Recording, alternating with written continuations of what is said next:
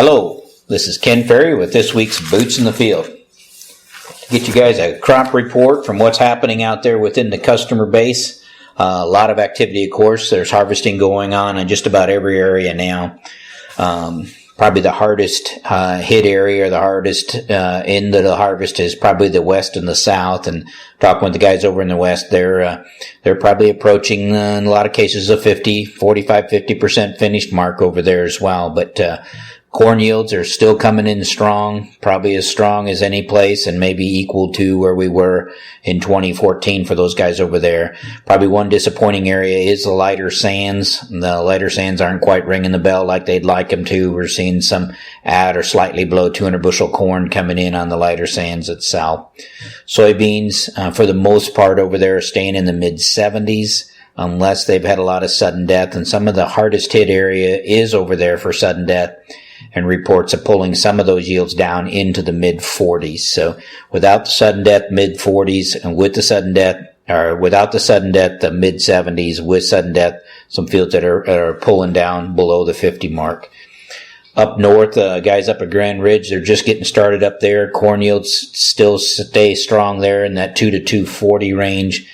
More work being done there on beans, and they're in the mid to low 60s to mid to low 70s from the bean report side. The guys over in the Donovan area on the eastern part of the state, they too are just getting started. They are finding some corn in that 17-18% range. The earlier numbers, most of the rest of it's in the low 20s. Yields so far in the corn have been 190 to 220 as field averages being reported. Haven't seen enough there from a bean side to know what's going on.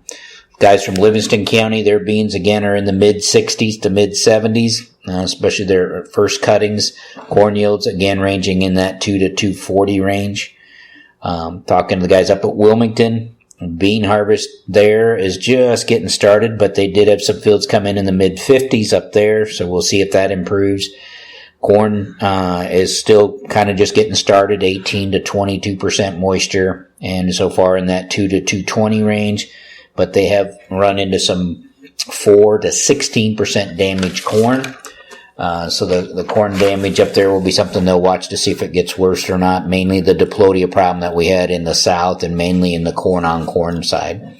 Here at Hayworth, again, harvest is full bore now, both beans and corn rolling in. Bean yields that we've seen from field averages, mid-60s to mid to low 80s, so some pretty good beans. Corn yields in that 210, 240 range. I would say, talking with the growers, the bean yields look to be excellent as we start to get into it. On the corn yields, they're very strong, but I would say a number of growers reporting that even though these yields are strong, they're 10, maybe 20 bushel under what their field best was in 14 or 15. Again, maybe the exception there being Tazewell County, where they're probably going to crowd right up on some of their best yields in 14 or 15. So good yields, but just maybe not quite the field averages that some of these guys were hoping for south. Now, the moisture has dropped pretty hard in corn and beans both out there, but guys, don't forget, you guys that are running the multi-point calibration monitors, that we need to redo our calibration every 5-point moisture drop. So we need good spatial maps. Let's take the time to get that done. Our guys have put an interactive calibration calculator on the website for you to help calculate your speeds. If you want to go there, it makes it a little bit easier to get that done. But remember, just adding loads to an existing grain type is going to cause distortion. You're going to need to change the grain type and redo your calibration if you're using a multi-point calibration. Now, some of the monitors, of course, don't need that, but let's get good maps while we're at it out there in the process. Many reports coming in these bean fields. The beans look like they should be testing 15%, but they're testing 10%. Even at a field there, the guys said they got down below 10%. So these guys are cutting 10% beans with green stems. So we got a long rank stem, but we got a dry bean. These beans need to come out because we want to prevent shattering. A couple of plots that we took out this week, already shattering was starting to be an issue because the beans are getting dry.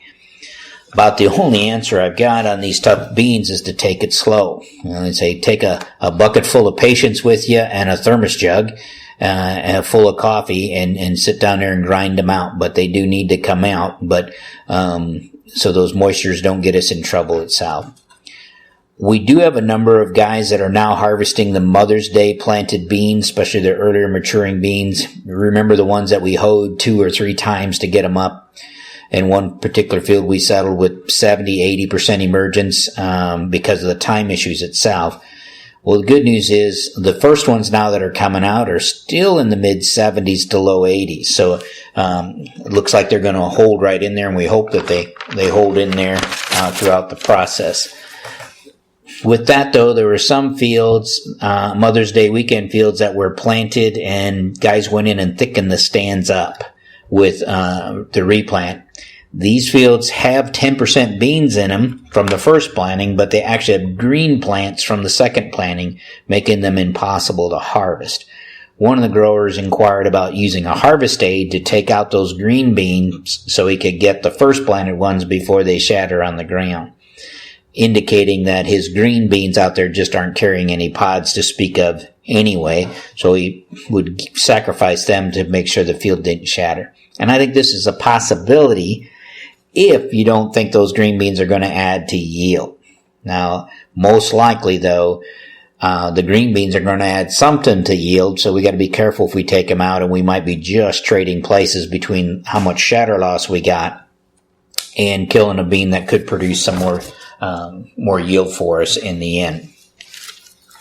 With that, though, let's not take our eye off of the harvest loss as this crop dries down. As I start to check behind the combines what was happening in the mid 20% of moisture when we get down to 16-15% moisture in the corn, or these low moistures in the beans. So be checking each field, each hybrid, for both header and thrashing loss itself.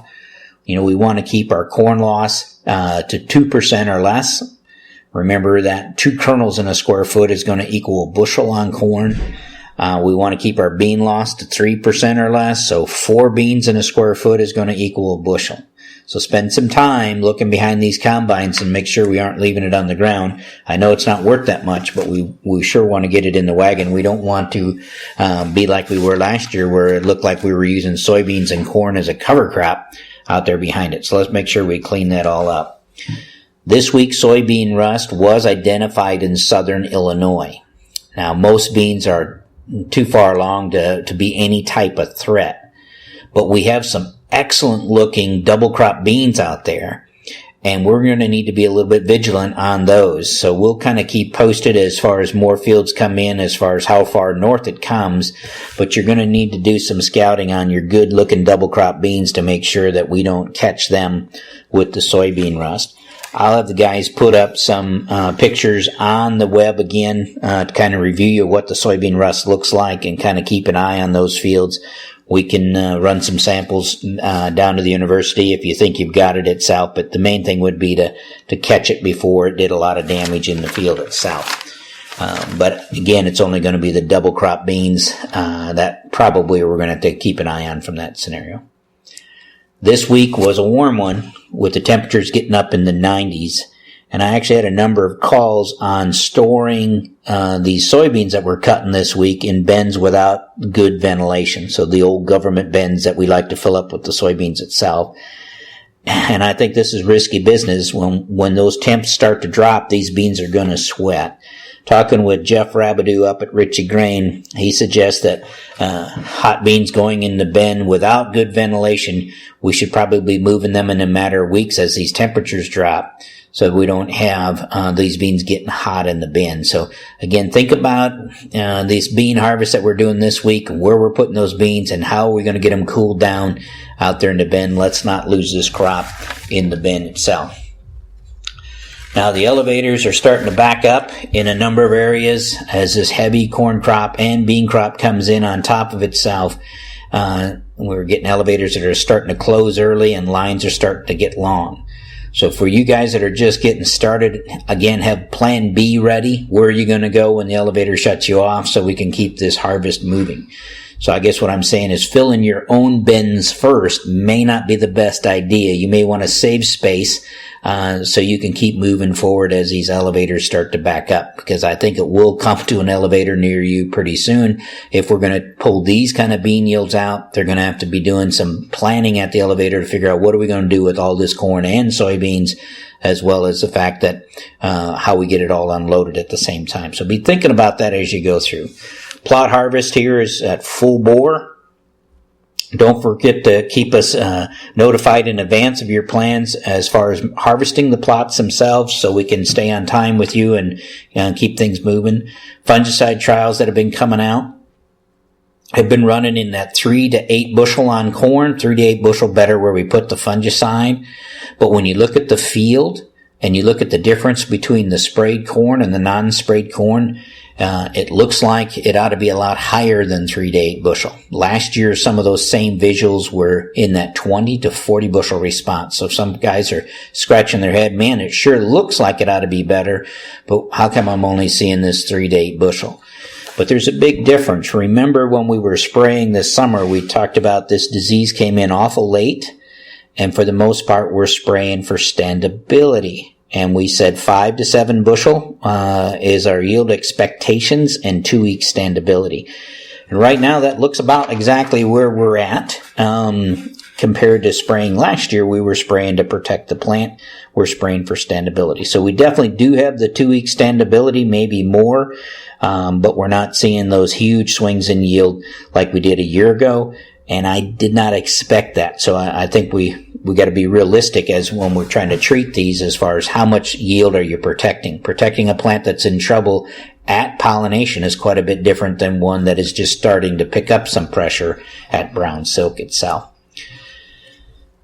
As we mentioned, we looked at a number of plots this year as well in the Alivo. We talked about earlier, the Alivo plots look pretty good in our heavy sudden death area, and I expected to maybe see as much as a 15 bushel difference. Some of those are being harvested now, and it looks like it's going to be over 20 bushel. So I think we'll have some pretty exciting stuff to show you this fall as far as we start to add the rest of these together. But it looks like some of those fields that were striped like the American flag looks like a solid 20 bushel bump from managing the sudden death. So situation moving those 40 bushel beans back to 60 bushel beans in that scenario itself. So that looks exciting.